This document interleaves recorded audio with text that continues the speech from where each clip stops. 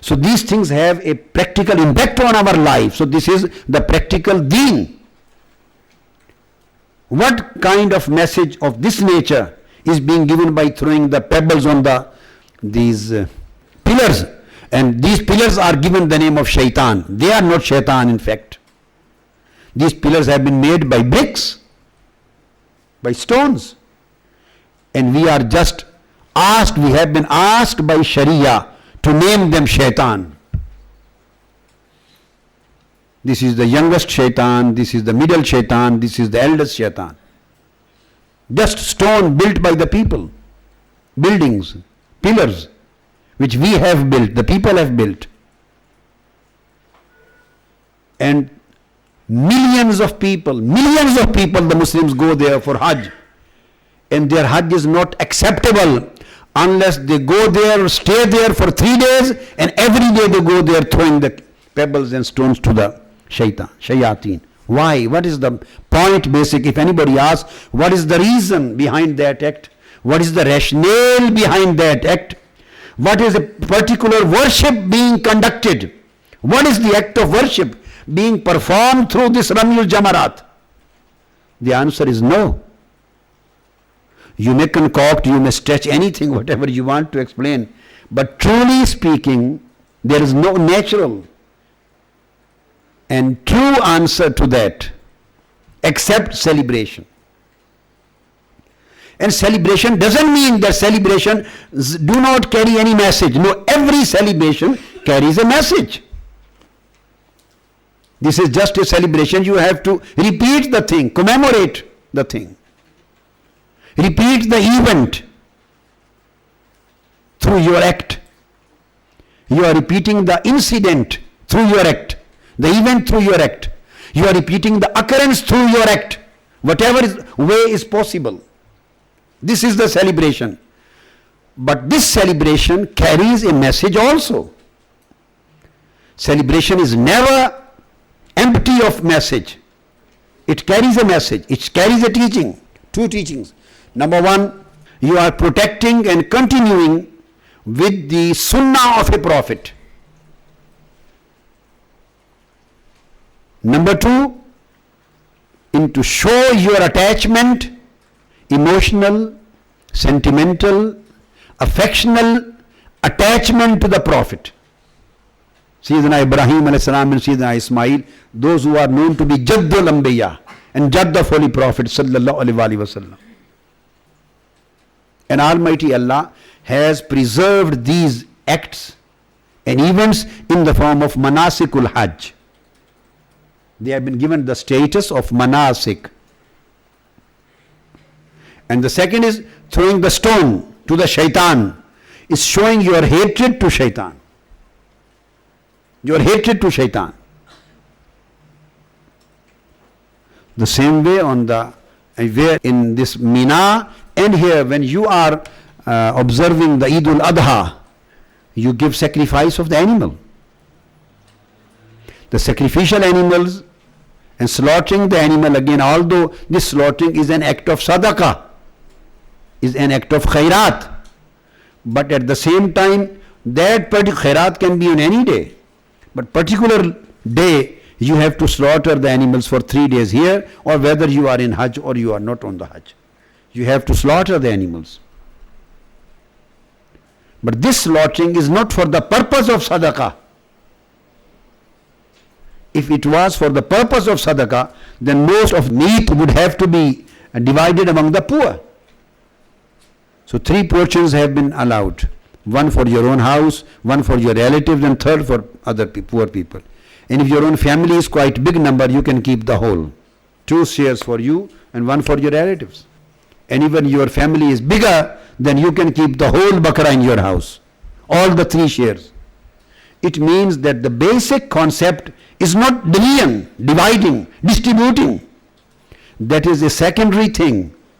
But if you have to distribute, this is the manner, this is the principle, this is the formula to how to be divided. But the basic thing is zibh, slaughtering, iraqatul dam. Just you have to slaughter it to fulfill the celebration, the following, the sunnah of a prophet. Basic thing. And the same you do there. You Ramyul Jamarat. And then on the 9th of Zilhajj you go and you just stay for one day in Arafat. For the Hajj day, there are no specific acts of worship necessarily or compulsorily to be performed, whether you do anything or not. Just your being there on that particular day fulfills the requirement of Hajj. Your presence on that day.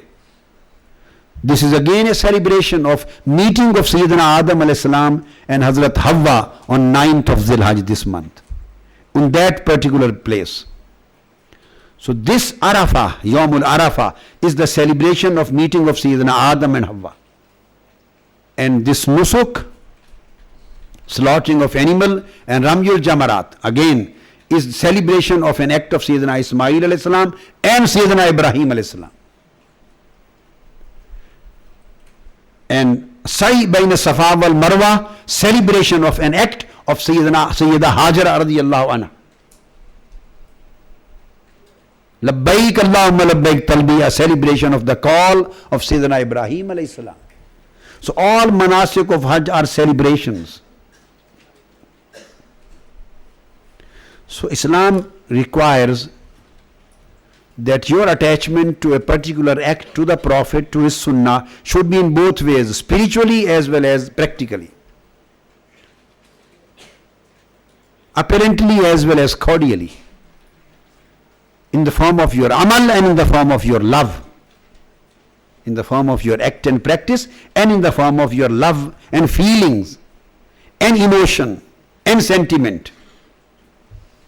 So these things create the culture of Islam, Saqafa of Islam, the culture of Islam. These things becomes the basis of Islamic culture. The same is the matter of the 5 prayers. The Salatul Fajr. This is how this 2 rakah of Salatul Fajr. This is celebration of Salah of Sayyidina Adam alayhi salam. When his Tawbah was accepted, so he prayed 2 rakah in thankfulness to Almighty Allah. So his act of praying, being thankful to Almighty Allah on acceptance of his repentance, this became the basis of Salatul Fajr. So this is celebration of Sayyidina Adam alayhi salam, Salatul Qubul Tawbah. The 4 rakah of Zuhr became celebration of a prayer of Sayyidina Dawood alayhi salam. There are prayers have been attached and mentioned in connection of various prophets. There are various riwayat. Salatul Asr. This according to Imam Shami. This is known as Fatawa Shami. The book's name is Radd-ul-Muhtaar. Muh with Ha. Radd-ul-Muhtaar. Ala Durr-il-Mukhtar. Known as Hashiya. Imam Allah Fatawa Imam Shami. This is volume 1st, page 258. And Asr prayer is the celebration of a prayer of Sayyidina Sulaiman alayhi salam. Maghrib prayer is celebration of a prayer of Sayyidina Yaqub alayhi salam.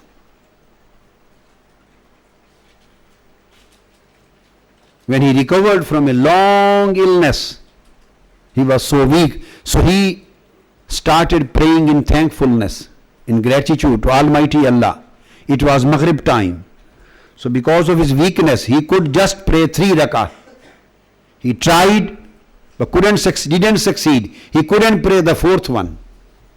He could only complete the 3 rakah and then he sat down and finished his prayer because of his weakness.